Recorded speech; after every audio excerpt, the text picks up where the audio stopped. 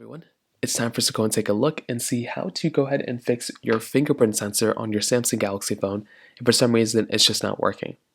Now, this can happen for a couple of different reasons. The number one thing I'd recommend doing is finding your fingerprint sensor if it's a one that's on the back or if it's one under the display. I'd recommend going through and just somewhat cleaning up that portion of the display or that, hardware on your device. So if you're constantly having to put your fingerprint sensor here or wherever it is, what I'd recommend doing is just cleaning off the display.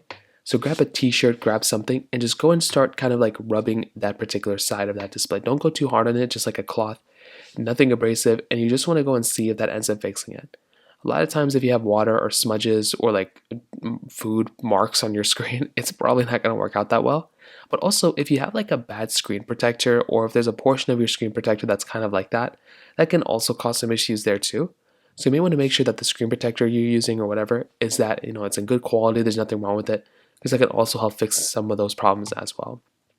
Now, if that's not working, you may want to try basically just resetting your fingerprint sensor.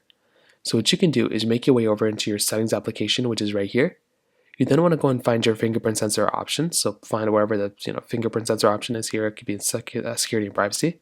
And go ahead and find that particular area which allows you to go and set up your fingerprints. And then what you want to do is you want to re-add your fingerprint inside of the display. So go through once again, just kind of add your fingerprint sensor there. And that might end up fixing the problem for you as well.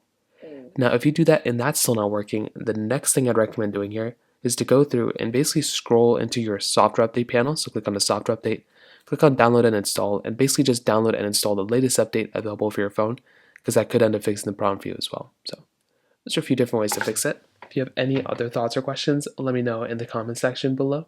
Hit the like button, that will mean so much, but definitely hit that subscribe button. More importantly than everything else, I love every single one of you guys. Hopefully I'll catch you guys in the next video. Peace out till then.